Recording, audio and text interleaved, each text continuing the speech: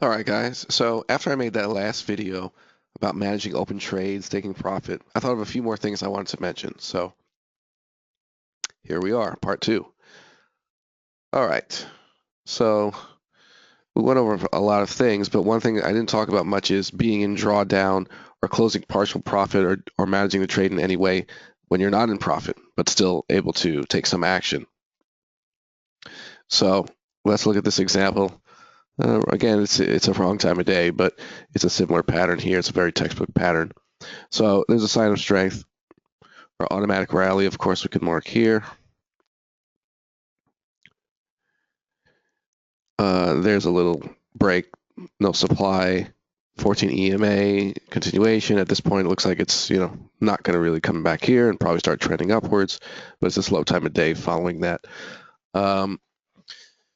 So anyway, this is a typical picture. Okay, so let's say we're in the trade. Off of this no supply push stuff here. If you know the method, that's a common entry point. Now let's go through different examples of managing the trade when it's in drawdown. Okay, now let's say, for example, with some of the entries, as you could take an earlier no supply before you push through. So let's say back here you got in. And one common thing that you could see if you're the kind that wants to get in trades quickly, like you see a sign of strength, a no supply confirmation, which didn't happen here, but almost did, right? And you just get in quickly off of strength and no supply, right, immediately. So, or in the next, in this area quickly before any sort of test and push. One thing you can run into is once you eventually do push through the automatic rally, is you may run into a lot of weakness, right? It may be really a failed push on high volume, and you can run into something, for example, that's as bad as having high volume like this or comparable to the strength volume come in as you're starting to move up off of your trade. So generally, the idea that if you're getting in aggressively, this is a lot of information we know. So it's plausible, and at times I would do that, get in before the push. So if you see an issue with that, you again could take off half your position at break even if it pulls back to about that, or you're up a couple of pips. You could trim down the position. Now, what if you kind of didn't really take action and you're getting into drawdown, right? This is what I want to talk about, the drawdown. So you didn't really take any action, but you're seeing something that you don't like a sign of strength here, or generally a sign of strength as you're moving up, particularly key areas. And you're in drawdown though, so it's pretty early here. The idea of closing partial position while you're in drawdown, it wouldn't be profit, it would be loss, actually does make sense when you think about it, because again, we're playing the probabilities. We're trying to predict what's going to happen. I mean, that's why we get into trades in the first place, right? We're trying to predict what's going to happen. And if we get enough information that tells us, it's not going to work out and we're in drawdown, or says our chances are really bad, it's 50-50, it's not even good. Or what if it's even higher volume? Like I said before, the highest volume of the day, right? So you're in some drawdown, it's not looking good. The idea of taking partial profit minus 10 pips or wherever you may be quickly off of something like that is reasonable, because if you're expecting that it's more than likely going to hit your stop loss. You can get bad information. Obviously, most trades this doesn't happen, but the point is, if you're in the trade and you're able to read the chart properly, and you expect more than likely it's going to hit your stop loss based on how things have developed, it does make sense, in my opinion, for me, to close partial profit. Again, it could be minus 10, minus 7, minus 12, right? So that, I mean, you can close the whole thing if it looks bad enough, right? But typically, I'm not jumping and closing the whole thing. What I like to do is, let's say, so that happens, and I'll close it minus 15 pips, okay? And if it hits my stop loss, what happens? My loss is smaller. Okay, no brainer. That's good. If my trade ends up working out, right, there's only two options. It hits the stop loss and it's a smaller loss, or the trade ends up working in my favor. And let's say I close it minus 15. To keep it simple, I closed it at minus 15 pips. I closed 50% of my position, half my lots, right? If I find myself up plus 15 with the remaining position, I'm back to break even on this whole situation. And we're only talking about 15 pips profit. Of course, if you're in a trade, you'll typically expect more than 15 pips profit. So you're sort of on your way to still being able to make money off the trade. If it runs up 35 pips, and kind of, I end up seeing reason to take a profit there and close it, I still will have made money on the trade, right? Because we closed partial profit around 15 pips in this example, 10 pips, whatever. So it's easy to make up for that if the trade starts to play out in your favor, right? And another, right, makes sense. And another bonus is that you're still, what was I going to say? Well, you're still in the setup. So, it could play out to the point where you're hitting larger targets and you're getting a decent reward still off of that position. This is what I was going to say, that there's still the fact that you hit some issue on the trade, right? You hit some weakness if you're long, does communicate to you that the trade in itself going forward is not really as healthy of a situation, if you know what I mean.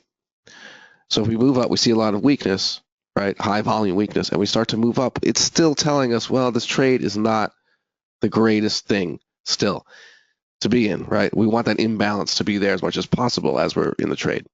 So to be in that situation with a smaller position, smaller risk, sort of makes sense. You're able to trim down your position in an environment where your probability worsened.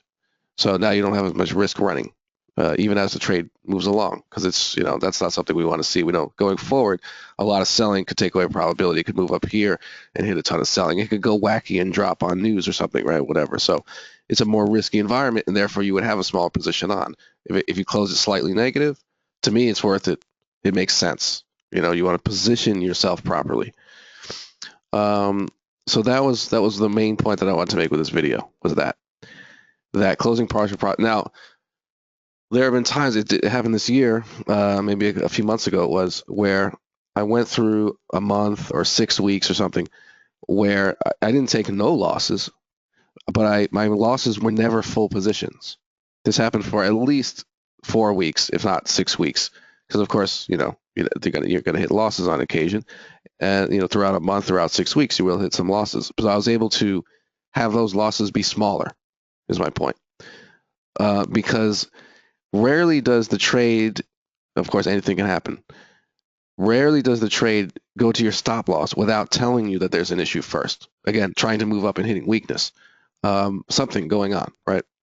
So typically it's not going to be, oh, I'm in the trade, it looks great, I'm still able to read a chart, I see that's looking great, oh, bam, all of a sudden it went to my stop loss with no real reason shown on the chart.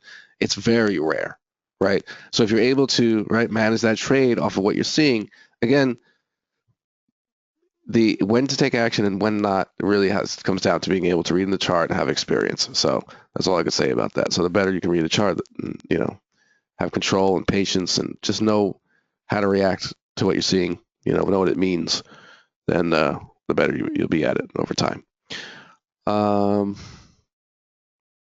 So you get the idea here, right? I mean, I gave all these kind of hypothetical examples, things that I do, actually do. But the idea is you have to think of it as rethink the word position. You're positioning yourself, right? And you're always you can adjust that position. You can adjust that position. And there are times when there's no reason to touch the trade at all for 2 hours, right? I don't want to make it seem like I'm constantly getting in and out and scaling in and out or anything like that. There can be a trade that you're not touching for 2 hours because the chart says not to, that everything's fine. It just hasn't moved yet. So it's knowing when to do it, when not. That comes with practice. But you apply the method, so it kind of will guide you. All right. So also you can see the indicator on my chart, by the way, is I'm still sick. Can you believe it? But I got through the video. That's good. Multiple broker volumes. So it's funny because somebody just mentioned this in the chat, in the forum, that what am I going to do about volume? I can't rely on a broker, and they're comparing volume fees from different brokers. I mentioned the video before last. What was that? A couple weeks ago, I posted a week ago about this new volume indicator. So again, here it is. It's running. It's functioning. It's great, and it represents multiple brokers. And we're going to keep adding and adding more brokers too. And who knows what else, other features. But this is, what is it? Invention. What is it? Necessity is the mother of invention. There you go. Yeah, I'm a little slow today. So, we needed it, and here it is. So more information on that coming soon. Okay. The answer to that issue is here. So I'll make another video on this soon. Talk about more about that soon, how to get it. All right, guys. Hopefully that's everything I could think of about managing a trade. You can always ask questions under the video in the comment section or in the forum link under the video. All right, guys. See you.